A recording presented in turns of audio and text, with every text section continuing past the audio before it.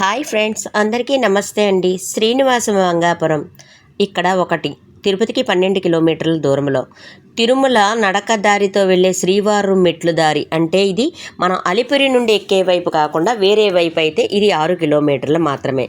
ఇక్కడ శ్రీనివాస మంగాపురంలో కళ్యాణ వెంకటేశ్వర స్వామి ఉంటారు. ఆయన నిత్య కళ్యాణం. అక్కడ శ్రీ వస్కోటి ఎల్లమ్మ దేవాలయం ఉంటుంది. ఈ అమ్మవారు ఎంత శక్తివంతమైన అమ్మవారంటే చాలా శక్తివంతమైన అమ్మవారు. ఈ అమ్మవారి చరిత్ర చెప్పుకోవాలంటే ఆషామాషిగా లేదు. అలా చూస్తూ మనం చక్కగా ఈ వస్కోట ఎల్లమ్మ దేవాలయం లోపలికి వెళ్తున్నాం. అమ్మవారు చాలా శక్తివంతమైన అమ్మవారండి. చాలా అంటే చాలా గ్రామదేవత. ఈ వస్కోట ఎల్లమ్మ గ్రామదేవత గ్రామ పొలిమేరుల్లో ఉంటూ ఊరికి అంటువ్యాధులు మరియు దుష్టశక్తుల నుండి కాపాడే కల్పవృక్షంలా భావిస్తారు. చూసారండి అమ్మవారు ఎంత బాగుంది. ఇక్కడ ఈవిడ స్వయంభూ, అది స్వయంభూ విగ్రహం అమ్మవారు.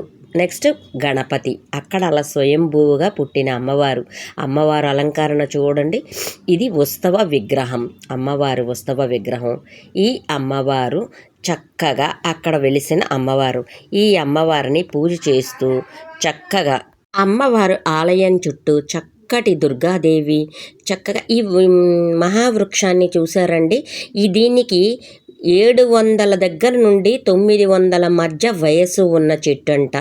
ఇక్కడ ఇలా ఉండడం వల్ల ఇక్కడ చక్కగా నాగేంద్రుల్ని ప్రతిష్ఠించారు. అంతేకాదండి, ఇక్కడికి ఒక పాము వస్తూ ఉంటుందంట.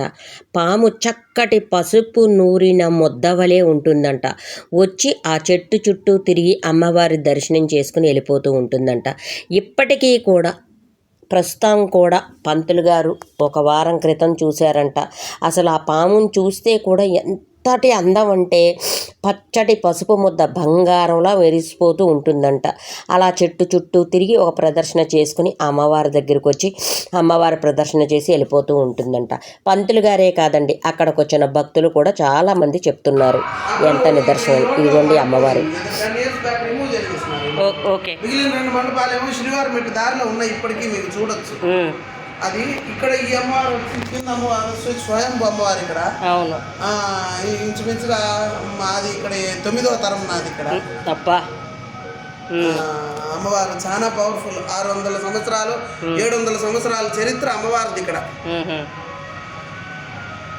ఇక్కడ మూల ఉండే అమ్మవారు వచ్చి ఆమె ఎల్లమ్మ నవపాషాణ విగ్రహం అమ్మవారు. అక్కడ భోగసిద్ధ పరంపరలో వచ్చిన సిద్ధ వైద్యంలో వచ్చిన వాళ్ళ శిష్యులు తయారు చేసిన విగ్రహం అమ్మవారు.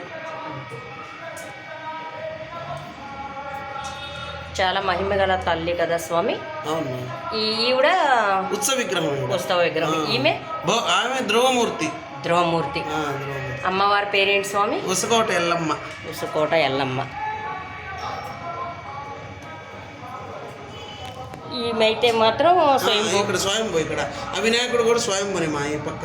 ఓకే, వాళ్ళిద్దరు ఇక్కడ ఏమంటారు అంటే వాళ్ళిద్దరే ఈ గుడికి ప్రాణం.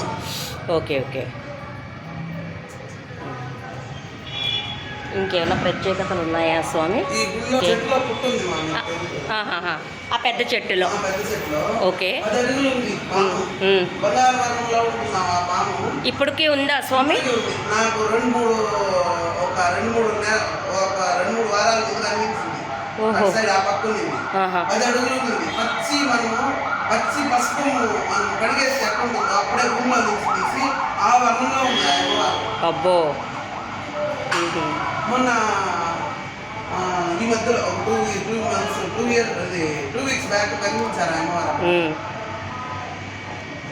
చాలా మంది కనిపించారు ఆ రోజు, నాకే కాదు. కనిపించారు అందరికీ. సర్పదర్శనం అయింది.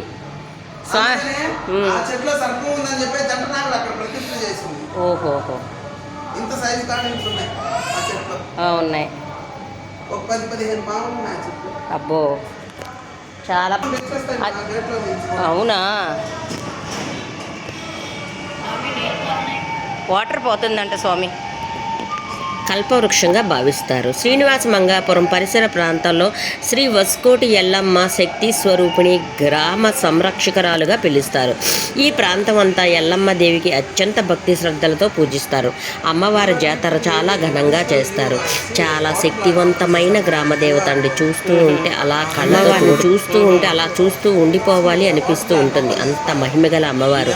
ప్రతి చోట మనం త్రిశూలాన్నే చూస్తాం. ఇక్కడ చూసారండి, అమ్మవారు త్రిశూలంలో కూడా అమ్మవారు చక్కటి స్వరూపం చెక్కారు. ఎంత బాగుందంటే శ్రీనివాస మంగాపురం గ్రామం నడిబొడ్డులో ఉన్న ఈ అమ్మవారిని చూస్తే చాలా శక్తివంతమైన గ్రామదేవత, చాలా మహిమగల గ్రామదేవత. అలాగే అమ్మవారి పాదాలు, అమ్మవారి చక్కటి త్రిశూలాన్ని దర్శించుకుంటూ అమ్మవారిని చూస్తూ ఉంటేనే అలా ఉండిపోవాలనిపించే అంత చక్కటి రూపం అండి అమ్మవారికి. ఎంత చక్కటి అలంకారం అంటే అసలు ఈ గుడిలోకి వచ్చిన వెంటనే ఒక మహాశక్తిగా అనిపించి శరీరంలో ఒక రకరకాలైన ఉద్వేగం. ఇలా చక్కటి రాళ్లకు కూడా పసుపు రాసి బొట్టు పెట్టి కుంకుమ బొట్లతో అమ్మవారిని పూజిస్తూ ఉంటారు. అమ్మవారి సింహవాహనం ఎంత అందంగా ఉందో చూసారా అండి. అంతేకాదండి, ఇక్కడ అమ్మవారి సింహవాహనంతో పాటు అమ్మవారి ఈవిడ అది చక్కగా వెలిసిన స్వయంభూ అంటండి ఈ అమ్మవారు. చూసారండి అమ్మవారి అలంకరణ ఎంత బాగున్నారో. చక్కటి నిండైన అమ్మవారి రూపాన్ని చూస్తుంటే అసలు ఏమనిపిస్తుంది మనకి. అంత చక్కటి అమ్మవారు. ఎల్లమ్మ అంటే నవపాసాన అమ్మవారు, ధ్రువమూర్తి అండి ఈవిడైతే ఉత్సవ విగ్రహం.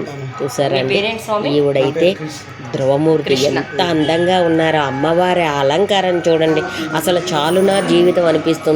చక్కగా కలశాలతో పూజ, ప్రతిరోజు కలశాలలో పూజ చేసి ఆ జలాన్ని అమ్మవారికి స్నానం చేసి అలంకరణ.